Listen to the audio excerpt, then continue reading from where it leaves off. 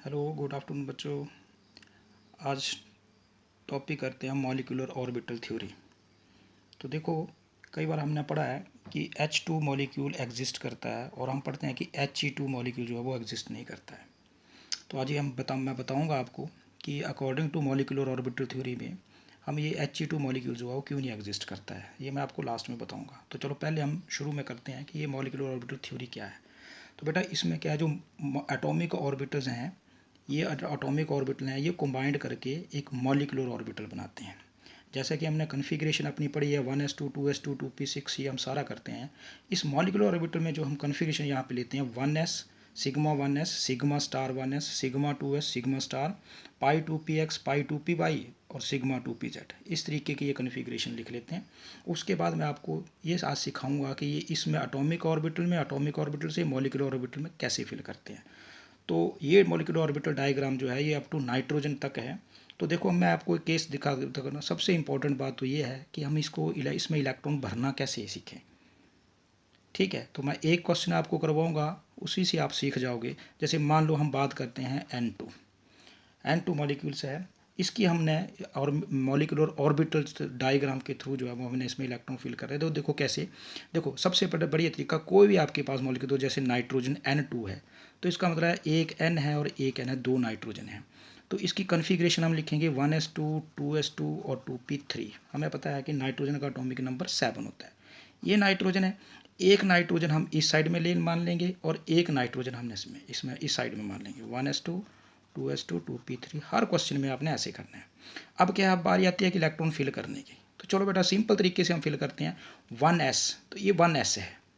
1s में कितने electron हैं, दो इलेक्ट्रॉन है, हमने दो भर दिए। विद आपको पता है इलेक्ट्रॉन अपोजिट स्पिन के साथ भरते हैं। 1s यहाँ भर दिए। अब ये दोनों एटॉमिक ऑर्बिटल कंबाइंड करके देखो कितने इलेक्ट्रॉन है, 1 2 यहाँ पे 2 यहाँ पे 4। तो ये दोनों भरते हैं 2 और ये 3 और ये 4, ये कंप्लीट हो गया। अब बारी आती है दूसरे 2s की। तो ये 2s वाली डायग्राम मैंने बनाई हुई है। तो 2s में कितने हैं, 2s2, तो यहाँ भी 1 2 एंड 1 2, दोनों साइड में 2 है। और फिर वही 2 और ये फिल कर दो, टोटल 2 3 और 4 हो गए। So simple. उसके बाद रह गया ऑर्बिटल 2p। तो 2p के आपको पता 3 ऑर्बिटल होते हैं। p के ऑर्बिटल 3 है, s के ऑर्बिटल 1 है, p के 3 है, d के 5 है और f के 7 है। तो P3 दोनों में, इसमें भी पहले वाली जो फर्स्ट वाली है, ये सेकंड वाली, मैं बता दूं ये फर्स्ट वाली नाइट्रोजन, ये सेकंड वाली है, ऐसे ऐसे मान के चलो। 3 है, 3 कैसे भरेंगे, पहले सिंगली फिल्ड करेंगे हॉर्न्स रूल के अकॉर्डिंग। आपको कन्फिग्रेशन तो आपने पढ़ी होगी। 3, ये 3 भर दिए। टोटल कितने हो गए, 3 और 3 6। तो 6 अब मॉलिक्यूलर ऑर्बिटल में ये कंबाइन करेंगे 6 1 2 4 5 एंड 6। बस ये सिंपल सा तरीका था, बस इस तरीके से हमने फिल कर दिए। अब मॉलिक्यूलर ऑर्बिटल का सबसे बड़ी खासियत क्या है कि हम इससे बॉन्ड ऑर्डर निकाल सकते हैं, इसकी हम मैग्नेटिक करेक्टर निकाल सकते हैं और स्टेबिलिटी निकाल सकते हैं। तो चलो अब बॉन्ड ऑर्डर निकालते हैं। बॉन्ड ऑर्डर का फार्मूला होता है number of bonding minus number of anti bonding divide by 2। तो बेटा ये जो सिंपल सिग्मा एस वाले हैं ये बॉन्डिंग है, और जो स्टार जिनके साथ लगा है ये एंटी बॉन्डिंग है। तो अब हम बॉन्ड ऑर्डर निकालने के लिए कैलकुलेट करते हैं, बॉन्डिंग कितने कितने बॉन्ड बना रहे हैं। देखो बिना स्टार वाले कौन कौन से हैं, 2 4 6 8 10। तो लिख रही हमने 10 माइनस एंटी बॉन्डिंग स्टार वाले 2 4, बस बाकी स्टार में तो है ही नहीं, तो कितना बन गया 4 डिवाइड बाई 2, कितना आ गया 6/2 और दैट इज़ 3। हमें पता है कि जो नाइट्रोजन के बीच में ये ट्रिपल बॉन्ड है, तो नाइट्रोजन का जो बॉन्ड ऑर्डर है वो 3 है। अब बात आती है मैग्नेटिक करेक्टर की। तो मैग्नेटिक करेक्टर हमें पता है कि जिसके पास जितने अनपेयर्ड इलेक्ट्रॉन होंगे उसका करेक्टर जो है वो पैरामैग्नेटिक होगा। लेकिन यहाँ पर हम देख रहे हैं कि सारे 2 2 2 4 ये सारे पेयर्ड हैं, एक भी अनपेयर्ड नहीं है, तो इसका जो मैग्नेटिक करेक्टर है वो डायामैग्नेटिक होता है। अगर मान लो यहाँ पर एक अनपेयर्ड इलेक्ट्रॉन कहीं भी आ जाता, सिंगल आ जाता, तो वो उसका करेक्टर जो है वो पैरामैग्नेटिक होना था। बाकी रही बात स्टेबिलिटी की, तो बेटा जितना हाई बॉन्ड ऑर्डर होगा, जितना हाई बॉन्ड ऑर्डर होगा उतना ज़्यादा स्टेबल होगा। को 3 है तो इसका मतलब ये स्टेबल है। अब रही बात, कई बार हमें पॉजिटिव और नेगेटिव का केस दे देते हैं। तो मैं आपको एक केस लेके चलता हूँ। यहाँ मान लो N21 मॉलिक्यूल दिया हो, इसी में मैं आपको सॉल्व करके दिखाता हूँ। N21 नेगेटिव दिया हो तो इसका मतलब क्या हुआ, एक N हमारे पास ये है, दूसरे N को हम माइनस मान लेते हैं। अब इसमें इलेक्ट्रॉन कितने हैं, 7 है, लेकिन N माइनस में क्या होगा, एक इलेक्ट्रॉन ऐड हो जाता है। तो इसका मतलब इसकी कन्फिग्रेशन यहाँ 4 हो जाएगी। बस ये चेंजेस है, बाकी इलेक्ट्रॉन भरना तो बिल्कुल सिंपल है, ये समझना चाहिए। अगर मान लो यहाँ N21 पॉजिटिव होता तो एक केस तो हमने N लेना था, दूसरा N पॉजिटिव, तो एक इलेक्ट्रॉन हमने घटा देना था, तो यहाँ पर 4 हो गए। चलो इसके ऑर्बिटल डायग्राम बाकी सब कुछ सेम रहेगा, लेकिन यहाँ पर ये केस हमने लिया हुआ है इस केस सेकंड का, तो यहाँ पर 4 हो। तो 4 और 3 टोटल कितने हो गए? 7, 2, 4, 6 तो हमने फिल किए, एक आ गया, एक अब हमने ऊपर शिफ्ट कर दिया। अब देखो इसके बॉन्ड ऑर्डर के ऊपर क्या फ़र्क पड़ा होगा। इसका वही केस है, फर्स्ट केस हम इसका बॉन्ड ऑर्डर निकालते हैं, तो बॉन्ड ऑर्डर के लिए क्या है, क्या फार्मूला बताया, नंबर ऑफ बॉन्डिंग।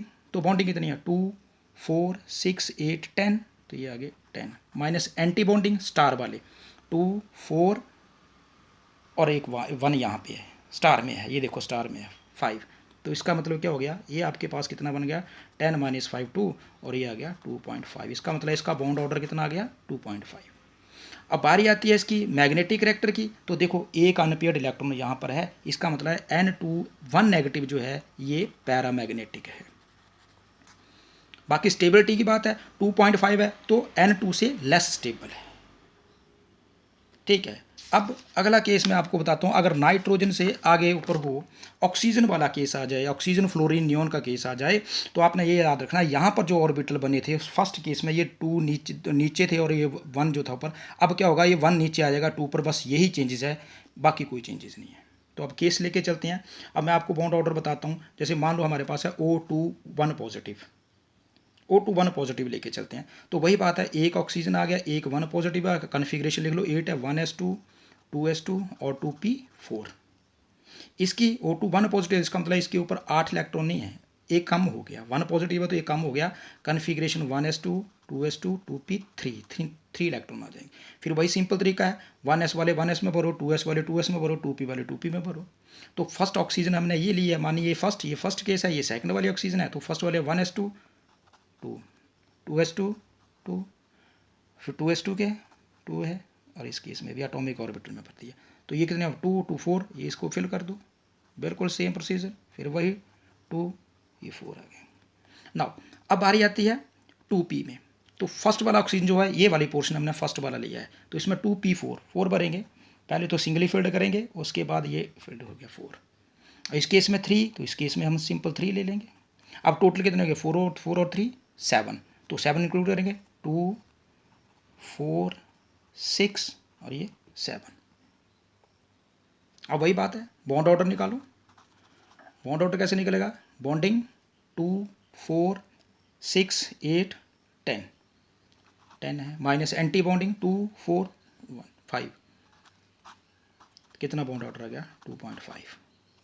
कैरेक्टर कौन सा होगा, 1 अनपेयर्ड इलेक्ट्रॉन है, मैग्नेटिक करेक्टर हो, पैरामैग्नेटिक करेक्टर होगा। स्टेबिलिटी है 3 होती है, तो इसका थोड़ा लेस स्टेबल होगा। अब यही इसी में से एग्जांपल में दे दूं, अगर बेटा आपके पास दे दिया है O22 नेगेटिव, इसी केस में दे दिया मैंने, इसी केस में करवाता हूँ, O22 नेगेटिव है, तो बेटा कन्फिग्रेशन के लिए पहले O की कन्फिग्रेशन लिखेंगे और A की O2 माइनस, तो देखो ऑक्सीजन की 1s2, 2s2 और ये बनेगा 2p4, और इसमें क्या बन जाएगा, अब यहाँ पे कितने इलेक्ट्रॉन होंगे, 8 की बजाय यहाँ 10 हो जाएंगे, क्योंकि 2 नेगेटिव है, 1s2, 2s2 और 2p6।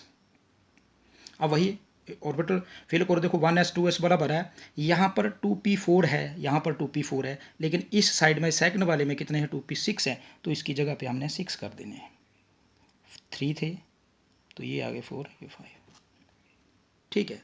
अब यही जो केस थे आपके, अब हम इन्हीं केस के लिए हम ये फिल कर देंगे, अब कर दिए तो भरो। अब इसमें कितने आ जाएंगे, 2, टोटल कितने हैं यहाँ पर टोटल है 6 और 4 10 है, 2, 4, 6, 8 और ये 10। और फिर भाई बॉन्ड ऑर्डर निकालो।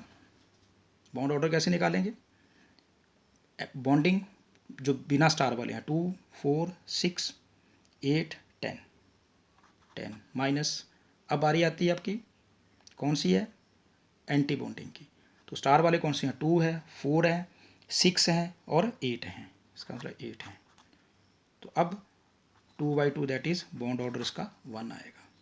बाकी रही बेटा मैग्नेटिक करेक्टर की बात है, तो इसमें कोई भी नहीं है, कोई अनपेयर्ड इलेक्ट्रॉन नहीं है, सारे हैं, इसका मतलब ये डायमैग्नेटिक है। और इसका जो आपकी स्टेबिलिटी आएगी 1 है तो ये लीस्ट स्टेबल है, कम स्टेबल है। मैंने कहा था जितना ज़्यादा बॉन्ड ऑर्डर होगा उतना ही ज़्यादा स्टेबल होगा। तो इस तरीके से है, ये बहुत ही सिंपल तरीका है।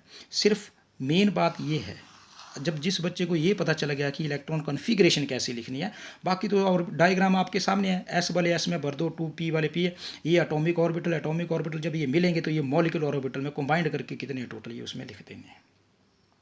अब इसके साथ दूसरा एक शॉर्टकट तरीका आता है कि अगर नंबर ऑफ इलेक्ट्रॉन आपके पास गिवन हो, आपने देखना अगर आपके पास 14 इलेक्ट्रॉन है इसका मतलब बॉन्ड ऑर्डर 3 होगा, 13 है तो बॉन्ड ऑर्डर 2.5 होगा, ये 0.55 माइनस करते जाओ इस साइड में से।